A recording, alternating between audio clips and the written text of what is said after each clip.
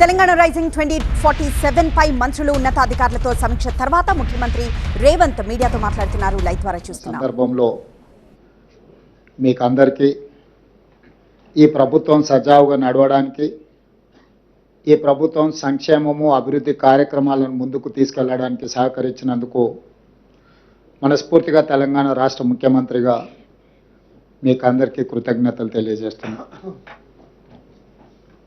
ఈరోజు తెలంగాణ రాష్ట్ర ప్రభుత్వం గతంని ఒక అనుభవంగా, ఈ అనుభవాల నుంచి నేర్చుకున్న పాఠాలను భవిష్యత్ ప్రణాళికగా మార్చుకొని 4 కోట్ల తెలంగాణ ప్రజలకు ఒక అద్భుతమైన అభివృద్ధి చెందిన తెలంగాణను అందించాలన్న ఆలోచనతోటి 2 సంవత్సరాల ఉత్సవాలను జరుపుకోవడమే కాకుండా భవిష్యత్తు ప్రణాళికలను రచించుకొని భవిష్యత్తు కోసం పారదర్శకమైన పాలసీలను తీసుకొచ్చి ఒక పాలసీ డాక్యుమెంట్ని జాతికి డెడికేట్ చేయబోతున్నాం. ఈ పాలసీ డాక్యుమెంట్ జాతికి అంకితం చేయడం ద్వారా ప్రపంచ దేశాలలో ఉన్న దిగ్గజ కంపెనీలను, సాంకేతిక నిపుణులను, మన దగ్గర ఉన్న యువ సంపదకు ఉద్యోగ ఉపాధి అవకాశాలు కల్పించడానికి, తద్వారా రాష్ట్ర ఆర్థిక రంగంలో బలమైన ఆర్థిక రాష్ట్రంగా నిలదొక్కుకోవడానికి, తద్వారా ప్రజలకు ఇచ్చిన ప్రతి మాట సంక్షేమ పథకాలు అమలు చేయడానికి ఈరోజు మనము ఒక విజన్ డాక్యుమెంట్ని తయారు చేసుకున్నాం. ఈ విజన్ డాక్యుమెంట్కి తెలంగాణ రైజింగ్ 2047 అని చెప్పి నామకరణం చేసుకోవడం జరిగింది. ఈ తెలంగాణ రైజింగ్లో 2 ప్రధానమైన అంశాలు ఉంటాయి. ఒకటి విజన్, 2 స్ట్రాటజీ. ప్రణాళికబద్ధమైన అభివృద్ధి సాధించాలంటే పారదర్శకమైన పాలసీలు ఉండాలి. పాలసీలలో పాలసీ పెరాలసిస్ ఒకవేళ వస్తే పెట్టుబడులకు రక్షణ లేకపోవడమే కాకుండా రాష్ట్ర భవిష్యత్తు కూడా నష్టదాయకంగా తయారవుతుంది. అందుకే ఈ విజన్ డాక్యుమెంట్ను లక్షలాది మంది భాగస్వాములను చేసి ప్రపంచ స్థాయిలో పేరెన్నికగన్న ప్రముఖులను కూడా ఇందులో భాగస్వాములను చేసి దీనికి ఐఎస్బి అదేవిధంగా నీతి ఆయోగ్ లాంటి సంస్థల సహకారం తీసుకొని అందరి సలహాలు సూచనలను ప్రపంచ దేశంలోనే పేరెన్నికగల వాళ్ళందరినీ ఈ పాలసీ డాక్యుమెంట్లో భాగస్వాములను చేసి ఈ పాలసీ డాక్యుమెంట్ను తయారు చేసుకోవడం జరిగింది. దానికి సంబంధించి చాలా నిశితంగా ప్రతి అంశాన్ని లోతుగా విశ్లేషించి పరిశీలించి భవిష్యత్తు ప్రణాళికలను ఈరోజు మనం సిద్ధం చేసుకున్నాము. అందులో భాగంగానే తెలంగాణ రైజింగ్ 2047లో విజన్లో భాగంగా ఒక స్ట్రాటజీ తీసుకున్నాం. ఆ స్ట్రాటజీ తెలంగాణ రాష్ట్రాన్ని 3 విభాగాలుగా విభజించుకున్నాము. మీకు అందరికీ తెలుసు, హైదరాబాదు నగరం చుట్టూత ఒక మణిహారం ఔటర్ రింగ్ రోడ్ ఆనాడు కాంగ్రెస్ పార్టీ అధికారంలో ఉన్నప్పుడు యూపీఏ చైర్పర్సన్గా శ్రీమతి సోనియా గాంధీ గారు బాధ్యత నిర్వహించినప్పుడు, డాక్టర్ వైఎస్ రాజశేఖర రెడ్డి గారు ముఖ్యమంత్రిగా ఉన్నప్పుడు మనం ఔటర్ రింగ్ రోడ్ని నిర్మించుకోవడమే కాకుండా అంతర్జాతీయ ఎయిర్పోర్ట్ను కూడా మనం ప్రారంభించుకోవడం జరిగింది. ఈ ఔటర్ రింగ్ రోడ్డు లోపలి ప్రాంతం మొత్తం గతంలో గ్రామ పంచాయతీలు, మున్సిపాలిటీలు, municipal corporations, greater Hyderabad municipal corporation 4 రకాలుగా స్థానిక సంస్థల పరిపాలన కొనసాగుతుండే. తద్వారా గ్రామ పంచాయతీ ఏం చేస్తుందో మున్సిపాలిటీలకు తెలిసేది కాదు, మున్సిపాలిటీలు ఏం చేస్తుందో మున్సిపల్ కార్పొరేషన్లకు తెలిసేది కాదు, మున్సిపల్ కార్పొరేషన్లో ఏం జరుగుతుందో జిహెచ్ఎంసీకి తెలిసేది కాదు. తద్వారా ఒక గందరగోళము, ట్రాఫిక్ జామ్లే కాకుండా వర్షాలు వచ్చినప్పుడు కానీ రకరకాల సమస్యల్ని ఎదుర్కొంటున్నాము. అందుకోసమని ఈ ఔటర్ రింగ్ రోడ్డు లోపలి భాగాన్ని మొత్తం ప్రణాళికబద్ధమైన అభివృద్ధి చేయడానికి ఈ ప్రాంతాన్ని కోర్ అర్బన్ రీజియన్ ఎకానమీ కింద మనము డిమార్కేట్ చేసుకున్నాం. This is called cure, core urban region economy, short ఫామ్లో క్యూర్. అంటే ఇక్కడ ఎన్నో సమస్యలు ఉన్నాయి. ఇండస్ట్రియల్ పొల్యూషన్ ఉంది, మూసీ నది కాలుష్యం ఉంది, హైదరాబాదు నగరంలో ఉన్న పురాతనమైన వాహనాల నుంచి మొదలు పెడితే డీజిల్ వల్ల ఇతర పరిశ్రమల వల్ల పరిశ్రమల కాలుష్యం ఉంది, వాహనాల కాలుష్యం ఉంది, ఎన్నో రకాల పొల్యూషన్స్ ఉన్నాయి. వీటిని తగ్గించడము లేకుండా చేయడము, తద్వారా ఒక నెట్ జీరో సిటీ లాగా కాలుష్య రహిత నగరంగా మార్చాలి అని అంటే దీన్ని క్యూర్ చేయాల్సిందే. ఈరోజు ఢిల్లీ, ముంబై, చెన్నై, బెంగళూరు నగరాలను మనం చూస్తున్నాం. ఒక దగ్గర కాలుష్యం ఎక్కువ, ఒక దగ్గర వరదలు ఎక్కువ, ఇంకొక దగ్గర ట్రాఫిక్ ఎక్కువ, ఇంకొక దగ్గర శాంతి భద్రత లేకపోవడం, ఇట్లా రకరకాల సమస్యలతోనే ఆయా మెట్రోపాలిటన్ నగరాలు ఈరోజు ఒక క్రైసిస్ని ఎదుర్కొంటున్నాయి, ఒక సంక్షోభాన్ని ఎదుర్కొంటున్నాయి. వీటన్నిటి దృష్టిలో కోర్ అర్బన్ రీజియన్లో ఒక పారదర్శకమైన నిర్ణయాల ద్వారా భవిష్యత్తులో ఇలాంటి సంక్షోభాన్ని నివారించడానికి, కాలుష్యాన్ని తొలగించడానికి, ప్రణాళికబద్ధమైన అభివృద్ధిని చేయడానికి ఈరోజు కోర్ అర్బన్ రీజియన్ మొత్తాన్ని 2170 స్క్వేర్ కిలోమీటర్ల ప్రాంతాన్ని సర్వీస్ సెక్టర్ కింద మారుస్తున్నాం.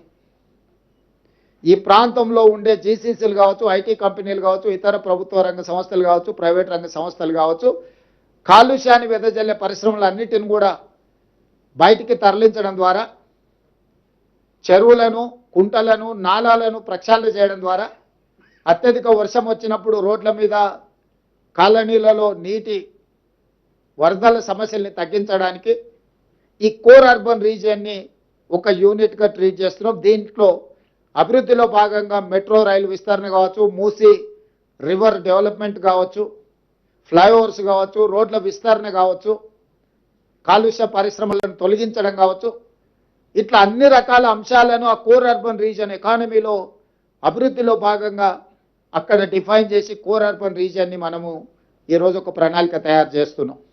అదేవిధంగా outer ring road, out side కొత్తగా ఇప్పుడు రీజనల్ రింగ్ రోడ్ రాబోతుంది.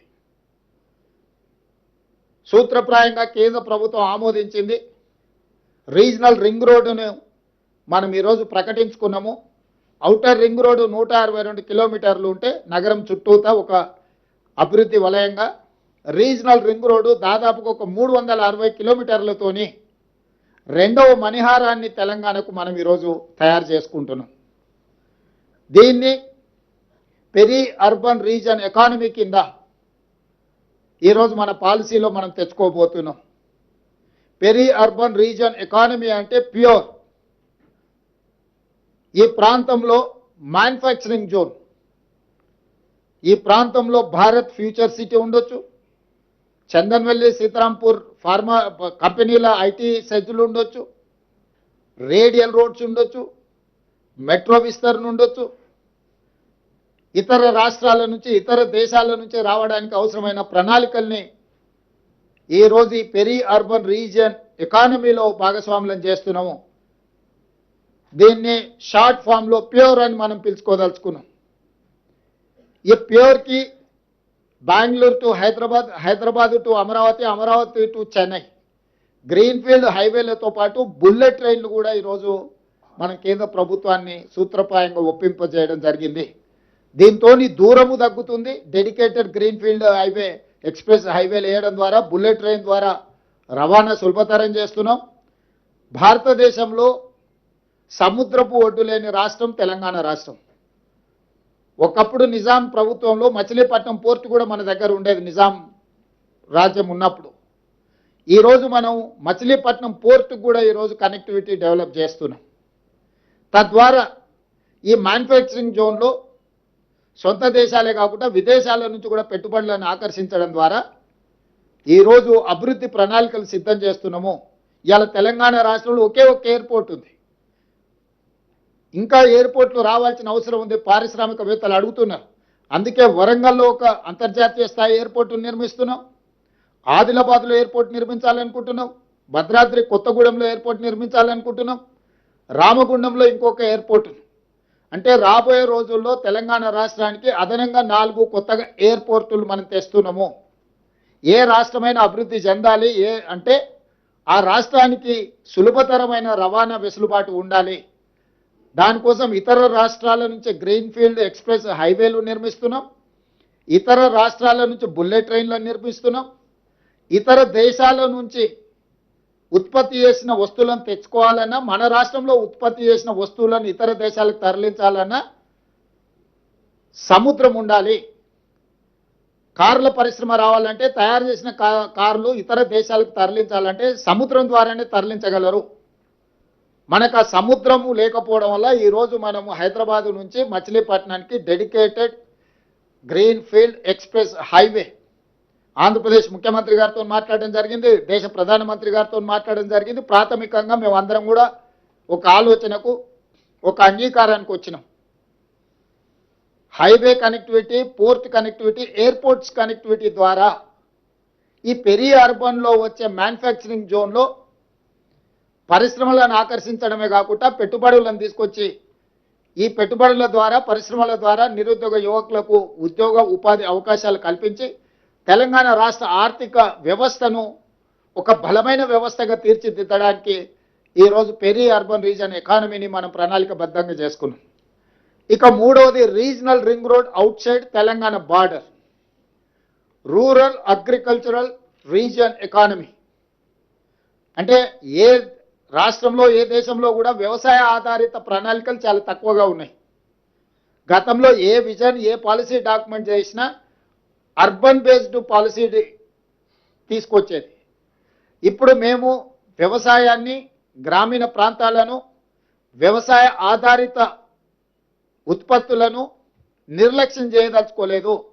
ఈ స్టేట్ ఎకానమీలో వాళ్ళ స్టేక్ హోల్డర్స్గా మార్చదలుచుకున్నాము. రైతులను, వ్యవసాయ ఆధారిత పరిశ్రమలను, వ్యవసాయాన్ని పెంపొందించడం ద్వారా ఆర్గానిక్ ఫుడ్ కావచ్చు, అగ్రికల్చర్ పార్క్స్ కావచ్చు, అదేవిధంగా ఫ్రూట్స్ అండ్ వెజిటబుల్స్ కావచ్చు, వీటికి సంబంధించిన పరిశ్రమలతో పాటు seed bowl of India Telangana, మన భూములు విత్తనాలను ఉత్పత్తి చేయడానికి అనుకూలమైన ప్రాంతం. మన భూములు మంచి కూరగాయలు, పండ్లు, ఫలాలు పండించడానికి, చాలా సేంద్రియ వ్యవసాయానికి చాలా ఉపయోగపడే భూములు. అందుకే regional ring road outside Telangana border వరకు రూరల్ అగ్రికల్చర్ రీజన్ ఎకానమీ కింద దిస్ ఈజ్ కాల్డ్ రేర్, ఒక రేర్ పాలసీని మనం తీసుకొస్తున్నాం. మీకు తెలంగాణ ముఖ చిత్రాన్ని చూస్తే క్యూర్, ప్యూర్, రేర్. క్యూర్ అంటే core urban region economy, PURE అంటే peri urban region economy, RARE అంటే రూరల్ అగ్రి రీజన్ ఎకానమీ. ఈ 3 రకాల వ్యవస్థలను, ప్రణాళికల్ని, ఈ అంశాలకు సంబంధించిన వాటి అన్నిటిని కూడా పొందుపరిచి, క్రోడీకరించి తెలంగాణ రైజింగ్ 2047 ఒక విజన్ డాక్యుమెంట్ను తీసుకొస్తున్నాము. ఆ విజన్ డాక్యుమెంట్లో కోర్ అర్బన్లో ఏం చేయబోతున్నాం, ఏమేమి తీసుకొస్తున్నాం, ఇన్ డీటెయిల్ రిపోర్ట్ ఉంటుంది. పెరి అర్బన్లో ఏమేం చేయబోతున్నాం, మ్యానుఫ్యాక్చరింగ్ సైడ్ డీటెయిల్ రిపోర్ట్ ఉంటుంది. రూరల్ ఎకానమీలో, అగ్రికల్చర్లో ఏం చేయబోతున్నాం ఆ పాలసీ డాక్యుమెంట్లో ఉంటుంది. సో తద్వారా ప్రతి ఒక్కరిని, మహిళలు కావచ్చు, రైతులు కావచ్చు, యువత కావచ్చు, వివిధ సామాజిక వర్గాలకు సంబంధించిన ప్రజలందరినీ దృష్టిలో పెట్టుకొని అభివృద్ధి ప్రణాళికలతో పాటు రాష్ట్ర ఆర్థిక వ్యవస్థను బలోపేతం చేసి తద్వారా వచ్చే ఆదాయాన్ని పెంచాలి, పేదలకు పంచాలి అనే ఒక విధానంతో బలమైన ఆర్థిక వ్యవస్థను పెంపొందించడం ద్వారా బలహీనంగా ఉన్న పేదలను బలోపేతం చేయాలని ఈరోజు మనకు ఫుడ్ది సమస్య లేదు, కానీ న్యూట్రిషన్ ప్రాబ్లం ఉన్నది. ఆ న్యూట్రిషన్ ఎట్లా ఇంప్రూవ్ చేయాలా, క్వాలిటీ ఫుడ్ ఎట్లా ఇవ్వాలనేది మన ప్రణాళిక. ఇప్పటి వరకు ఆనాడు పండిత్ జవహర్లాల్ నెహ్రూ గారు తీసుకొచ్చిన విధానాల వల్ల ఎడ్యుకేషన్ అండ్ ఇరిగేషన్ పాలసీస్ మొట్టమొదటి ప్రధానమంత్రిగా తీసుకురావడం వల్ల ఈ దేశంలో విద్య, అదేవిధంగా ఇరిగేషన్ ద్వారా పేదల ఆకలి తీర్చడానికి ఈరోజు సర్ప్లస్ దేశం. మనం దేశానికి అవసరమైన దానికంటే ఆహార ధాన్యాల ఉత్పత్తిలో ఎక్కువగా ఉత్పత్తి చేస్తున్నాం. కానీ ప్రజలకు ఇవ్వవలసిన అంత ఆరోగ్యవంతమైన ఫుడ్ని మనం ఇవ్వలేకపోతున్నాము. అందుకే సర్ప్లస్ ఫుడ్ ఉంది కానీ న్యూట్రిషన్ ఫుడ్ లేదు. తెలంగాణ రాష్ట్రం మొదటి రాష్ట్రంగా ప్రజలకు న్యూట్రిషన్ ఫుడ్ ఎట్లా ఇవ్వాలను ప్రణాళికలు చేస్తాం. దీని ద్వారా ఈరోజు ఎడ్యుకేషన్ అన్ని గ్రామాలకు చేరింది. తండాలలో, గూడాలలో, మారుమూల పల్లెలలో కూడా ప్రభుత్వ విద్యా వ్యవస్థ చేరుకున్నది. కానీ నాణ్యమైన విద్యత లేదు, సాంకేతికపరమైన విద్య లేదు. విద్య అందించడం అనేది ప్రాథమిక లక్ష్యం. విద్య చేరుకున్న తర్వాత నాణ్యమైన విద్యను ఇవ్వాలి. నాణ్యమైన విద్య తర్వాత సాంకేతికపరమైన విద్యను అందించాలనేది ఈరోజు మా ప్రభుత్వం యొక్క లక్ష్యం. దానికి సంబంధించి సింగిల్ టీచర్ స్కూల్స్ నుంచి చిన్న చిన్న మారుమూల తండా, గూడెం నుంచి మొదలు పెడితే మహానగరమైన హైదరాబాద్ వరకు విద్యా వ్యవస్థలో ప్రక్షాళనం తీసుకురావడమే కాకుండా అంతర్జాతీయ విద్యా సంస్థల్ని రాష్ట్రానికి రప్పించి ఒక నాలెడ్జ్ హబ్గా క్రియేట్ చేయదలుచుకున్నాం.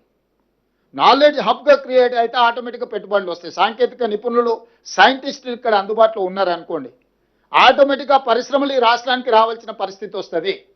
పెట్టుబడులు లాభాలను వెతుక్కుంటూ వస్తాయి. పెట్టుబడికి రక్షణ ఉంటే పెట్టుబడులు వస్తాయి. పెట్టుబడులకు రక్షణ కల్పించి, పెట్టుబడులకు లాభాలను అందించి, పెట్టుబడులు పెట్టే వాళ్లకు సాంకేతిక నైపుణ్యాన్ని అందించి, వాళ్ళకు అవసరమైన సేవలను అందించడం ద్వారా ఉద్యోగ ఉపాధి అవకాశాలను కల్పించడం ద్వారా ఈ రాష్ట్రాన్ని 2034కి $1 ట్రిలియన్ ఎకానమీ, 2047 దేశము 100 స్వతంత్రం వచ్చి 100 సంవత్సరాల ఉత్సవాలు జరుపుకునే సమయానికి తెలంగాణ రాష్ట్రం $3 ట్రిలియన్ ఎకానమీని అందుకోవాలనుకుంటున్నాం. ఈరోజు భారతదేశంలో మన జనాభా 2.5%. భారతదేశ ఆర్థిక వ్యవస్థలో 5% తెలంగాణ రాష్ట్రం నుంచి మనం అందిస్తున్నాం. కానీ భవిష్యత్తులో 10% మనం పెరగాలి. 10% పెరగడానికి అవసరమైన ప్రణాళికలను ఈరోజు మనం సిద్ధం చేస్తున్నాము. ఒక futuristic plan. Hour vision is our policy. మా యొక్క దార్శనికతనే మా భవిష్యత్ ప్రణాళికలు. దానికోసమే ఈ గొప్ప సమ్మిట్ని ఏర్పాటు చేయడమే కాకుండా అందరినీ ఆహ్వానించి ఇందులో అందరి సూచనలు తీసుకొని తెలంగాణను ఒక బలమైన ఆర్థిక వ్యవస్థగా తీర్చిదిద్దడానికి ఈరోజు మేము ముందుకు వెళ్తున్నాం. దానికి సంబంధించిన కార్యాచరణ మొత్తాన్ని ఉప ముఖ్యమంత్రి గారు, మా సహచార మంత్రులు అందరూ వీటిని ముందుకు తీసుకొని వెళ్తున్నాం. మీ అందరి సహకారం కూడా ఉండాలి. దీనికి సంబంధించి ప్రముఖులందరినీ కూడా ఆహ్వానిస్తాం. ఆ కార్యాచరణ కూడా తీసుకొని ముందుకు వెళ్తున్నాం. మా ఉత్సవాలు డిసెంబర్ 1 నుంచి డిసెంబర్ 13. ఒక ఆరోగ్యవంతమైన తెలంగాణను అందించాలంటే Telangana means sports, Telangana means tourism, Telangana means business, Telangana means industries, Telangana means nature, Telangana means your agriculture, tourism, endowment tourism, health tourism, heritage tourism. ఇవన్నీ కూడా తెలంగాణ పాలసీ డాక్యుమెంట్లో భాగంగా ఈరోజు ముందుకు వెళ్ళాలని మంత్రివర్గం అంతా నిర్ణయించుకున్నది. ఈ రోజు నుంచి, రేపటి నుంచి కౌంట్ డౌన్ స్టార్ట్ అవుతుంది. ఈ ఉత్సవాలలో, ఈ భవిష్యత్ ప్రణాళికలో మీ అందరి సహకారం ఉండాలి. ప్రపంచ దేశాల ప్రతినిధులకు ఈరోజు మనము ఒక ఆతిథ్యాన్ని ఇవ్వబోతున్నాం. ఎక్కడ ఎలాంటి చిన్న చిన్న చెదురుమదురు సంఘటనలు కూడా జరగకుండా ప్రణాళికబద్ధంగా మనం ఈరోజు వ్యవస్థలను అన్నిటిని కూడా పటిష్టంగా ముందుకు తీసుకెళ్లడానికి నిర్ణయం తీసుకున్నాం. ప్రజాభవన్లో దీనికోసం ఒక కంప్లీట్ వార్ రూమ్ పెట్టినాం. వార్ రూమ్ని స్వయంగా ఉప ముఖ్యమంత్రి గారు పర్యవేక్షిస్తున్నారు.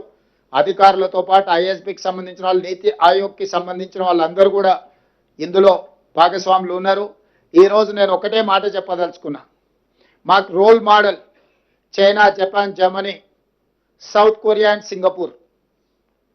ఆ దేశాలు వేగంగా ఎలా అభివృద్ధి చెందినాయి, ప్రపంచ దేశాలలో బలమైన ఆర్థిక వ్యవస్థగా China, Japan, Germany, South Korea and Singapore ఏ విధంగా రాణించినాయో వాళ్ళనే ఆదర్శంగా తీసుకుంటున్నాం, వాళ్ళతోనే పోటీ పడదలుచుకున్నాం. మా పోటీ పక్క రాష్ట్రం ఆంధ్రప్రదేశ్, కర్ణాటకనో, తమిళనాడో, ఇంకో రాష్ట్రమో కాదు.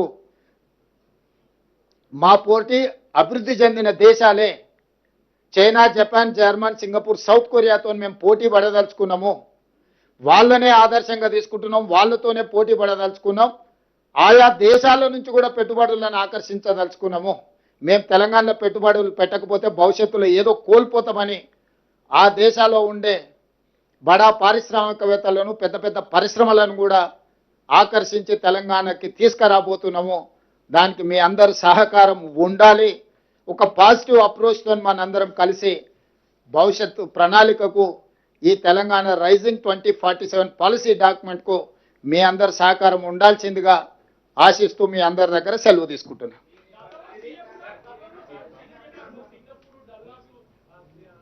దయచేసి పాత్రికేయ మిత్రులందరికీ కూడా సమాధానం ఉంటుంది. అంతలోపల గౌరవ ముఖ్యమంత్రి గారి చేతుల మీదుగా తెలంగాణ గ్లోబల్ సమ్మిట్కు సంబంధించిన ఆహ్వానానికి సంబంధించి దాని ఆవిష్కరణ గౌరవ ముఖ్యమంత్రి రేవంత్ రెడ్డి గారి చేతుల మీదుగా జరుగుతుంది. తెలంగాణ రాష్ట్రం సమగ్రంగా, సుస్థిరంగా అభివృద్ధి పథంలో ముందుకు సాగాలని, మన పోటీ విశ్వ వేదికపై విశ్వ వేడుకగా నిర్వహించుకోబోతున్న పండుగ అదిగో ఆనరబుల్ సీఎం గారి చేతుల మీదుగా ఆవిష్కృతమవుతోంది. మరి ప్రజలందరకు ఈ పండుగ సంబరాల్ని మనస్ఫూర్తిగా ఆస్వాదించేలా అందించే పాత్రికేయ ప్రతినిధులందరకు ఈ వేదిక నుంచి ఈ పవిత్రమైన సందర్భంలో శుభాకాంక్షలు.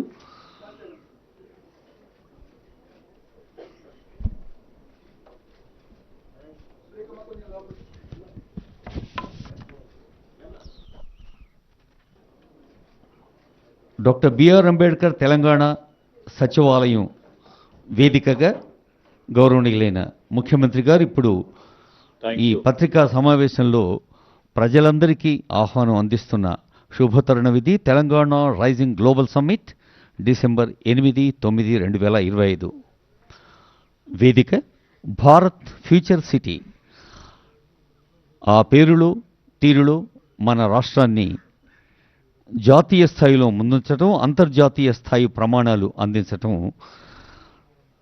స్వయంగా ఆనరబుల్ సీఎం గారు ప్రపంచవ్యాప్త ప్రతినిధులకు వ్యక్తిగత లేఖ రూపంలో ఆహ్వానం అందిస్తున్నారు. మరి ఇందాకే ఆనరబుల్ సీఎం చెప్పినప్పుడు ప్యూర్ రేర్ అనే ఈ economy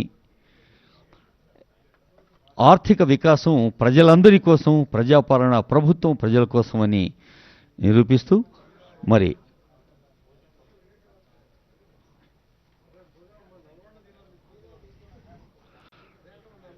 Telangana means business. Telangana అంటే క్రీడలు, తెలంగాణ అంటే రెడ్డి గారు, అందుకే పోచంపల్లిని తీసుకున్నాం. Thank you.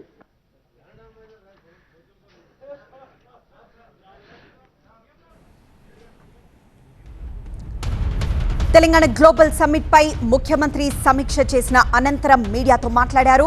విజన్ డాక్యుమెంట్ కు తెలంగాణ రైజింగ్ 2047 గా పేరు పెట్టారు. పారదర్శక పాలసీలు తీసుకురాబోతున్నామంటున్నారు సీఎం రేవంత్. ప్రజలకు అభివృద్ధి చెందిన తెలంగాణను అందిస్తామని, ప్రజలకిచ్చిన మాట ప్రతి మాట నిలబెట్టుకుంటామని విజన్ డాక్యుమెంట్ లో 2 ప్రధానమైన అంశాలున్నాయి. ఒకటి విజన్, రెండోది స్ట్రాటజీ అంటున్నారు సీఎం రేవంత్. కాలుష్య రహిత నగరంగా హైదరాబాద్ ని మారుస్తామని, కాలుష్యం వెదజల్లే పరిశ్రమలను తరలిస్తామంటున్నారు సీఎం. ఇక కోర్ అర్బన్ రీజియన్ ను తీసుకొస్తున్నాం. బుల్లెట్ రైలు కోసం కేంద్రాన్ని ఇప్పటికే ఒప్పించామని, హైదరాబాద్, బెంగళూరు, అమరావతి, చెన్నై, హైదరాబాద్, అమరావతికి బుల్లెట్ రైళ్లు వస్తాయంటున్నారు. ఇక మచిలీపట్నం పోర్టుకు కనెక్టివిటీ తెస్తామంటున్నారు సీఎం రేవంత్. వరంగల్, ఆదిలాబాద్, కొత్తగూడెంతో పాటు రామగుండంలో ఎయిర్పోర్ట్లు నిర్మిస్తామంటున్నారు. గ్రీన్ ఫీల్డ్ ఎక్స్ప్రెస్ హైవే కోసం ప్రధాని మోదీ చంద్రబాబుతో మాట్లాడతా అంటున్నారు సీఎం. ఇక పరిశ్రమలు తెచ్చి ఉద్యోగాలు కల్పిస్తామంటున్నారు. కోర్, ప్యూర్, రేర్ వ్యవస్థలను తెస్తున్నామంటున్నారు. ఓఆర్ఆర్, RRR మధ్య ప్రాంతాన్ని పెరి అర్బన్ రీజియన్ గా గుర్తించామంటున్నారు. నాణ్యమైన విద్య అందించడమే మా లక్ష్యం అంటున్నారు రేవంత్. విద్యా వ్యవస్థలో ప్రక్షాళన దిశగా అడుగులు వేస్తున్నామని, ఇక అంతర్జాతీయ విద్యా సంస్థలను తీసుకొస్తున్నామంటున్నారు రేవంత్.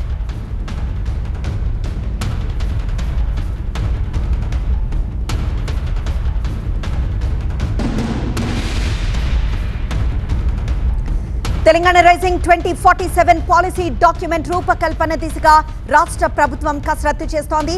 డిసెంబర్ 8, 9 తేదీల్లో రంగారెడ్డి జిల్లా మీర్ఖాన్పేటలోని ఫ్యూచర్ సిటీలో తెలంగాణ రైజింగ్ గ్లోబల్ సమ్మిట్ సందర్భంగా ఈ డాక్యుమెంట్ను ఆవిష్కరించనుంది.